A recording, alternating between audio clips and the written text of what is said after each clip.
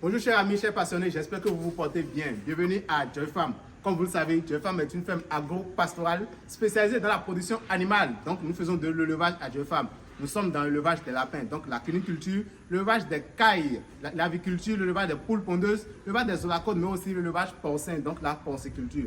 Donc nous allons passer un moment ensemble à parler des différents aspects de cet élevage, la porciculture, pour pouvoir vous aider à améliorer vos performances, vous aider en fait à rentabiliser au mieux cet élevage. Alors, ce que nous allons attaquer tout de suite, qui constitue un facteur de réflexion pour beaucoup d'éleveurs, c'est comment faire pour vite faire croître vos porcs. C'est-à-dire que comment faire en 6-7 mois et atteindre déjà les 100-120 kg de porcs en élevage. Donc, le thème de cette vidéo est comment faire pour avoir 120 kg de porc en 6 mois d'élevage.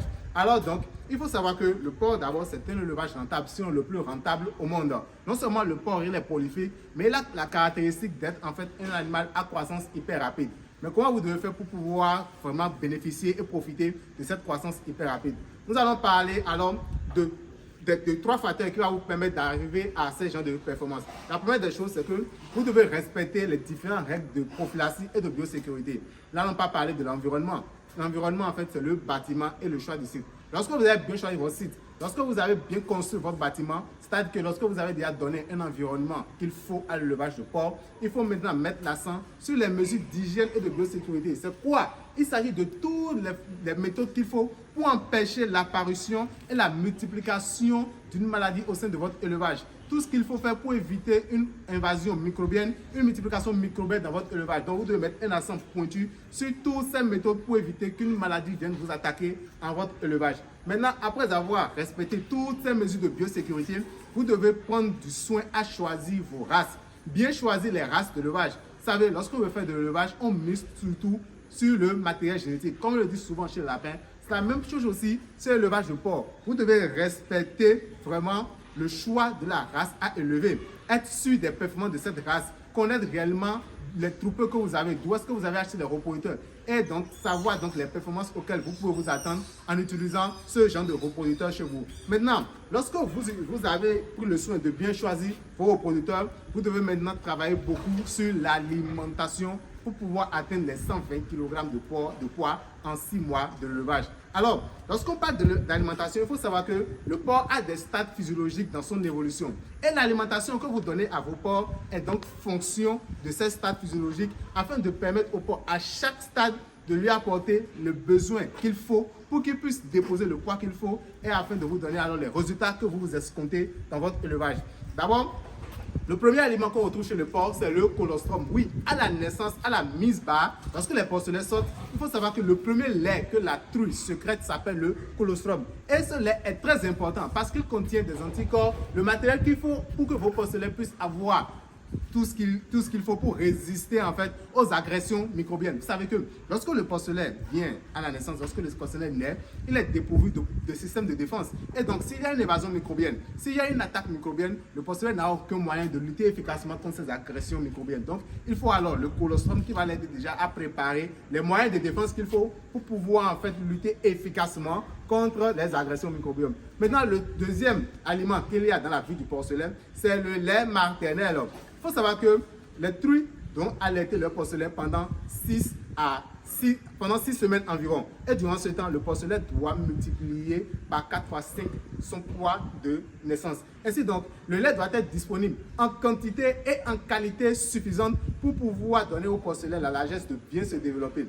En fait, lorsqu'on commence, on fait pour apprécier la quantité et la qualité de lait. On regarde tout simplement au niveau du poids et de la croissance des porcelets. Plus le porcelet se grandit très bien, alors on pourra définir, on pourra dire que la truie produit suffisamment de lait. N'oubliez pas que les truies en une mise bas peuvent vous faire jusqu'à 14 voire plus de porcelet. Donc, il faut que vous vous assurez que votre truie qui vous a fait autant de porcelet produit suffisamment de lait pour pouvoir bien prendre soin de ces porcelets.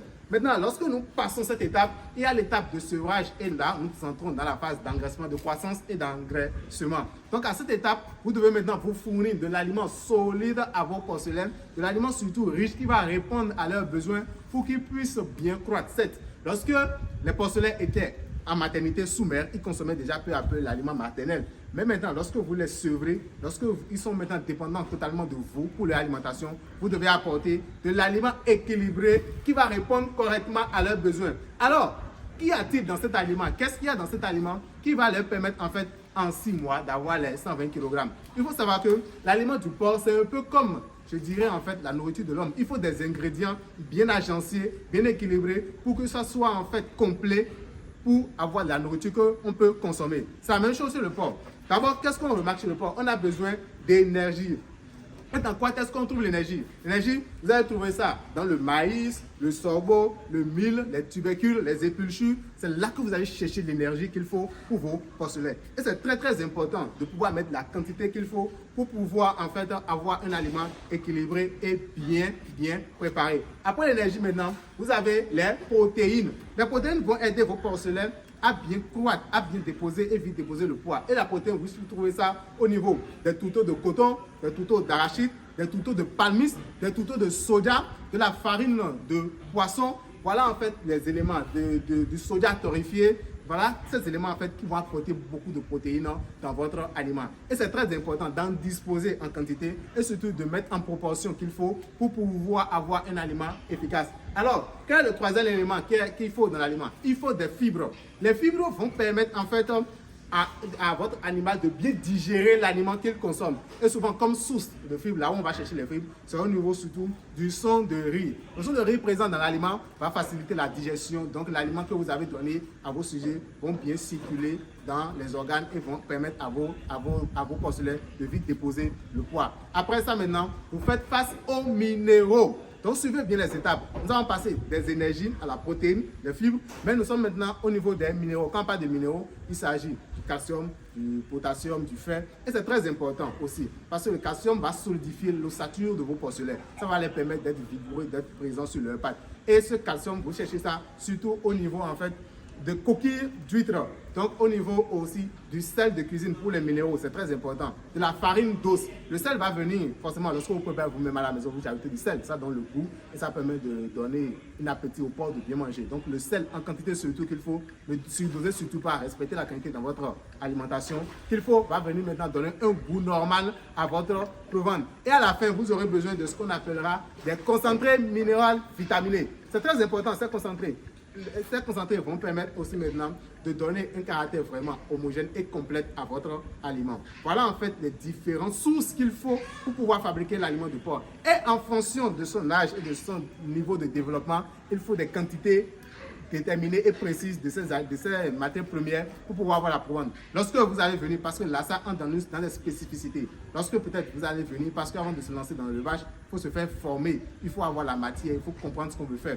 Lorsque vous allez venir en formation, nous allons vous apprendre comment est-ce qu'on agence ces matières premières, quelles sont les quantités en fonction des stades physiologiques de développement, de matières premières qu'il faut pour avoir des aliments complets pour favoriser le développement de vos porcs. Et le facteur qui est très important, c'est comme chez vous, lorsqu'on mange, on boit de l'eau. L'eau est important, déterminant pour pouvoir favoriser en fait tout le développement, l'épuisement, l'absorption de l'aliment que vous avez donné. Donc vous avez besoin d'une eau potable en quantité suffisante pour pouvoir bien alimenter vos porcs.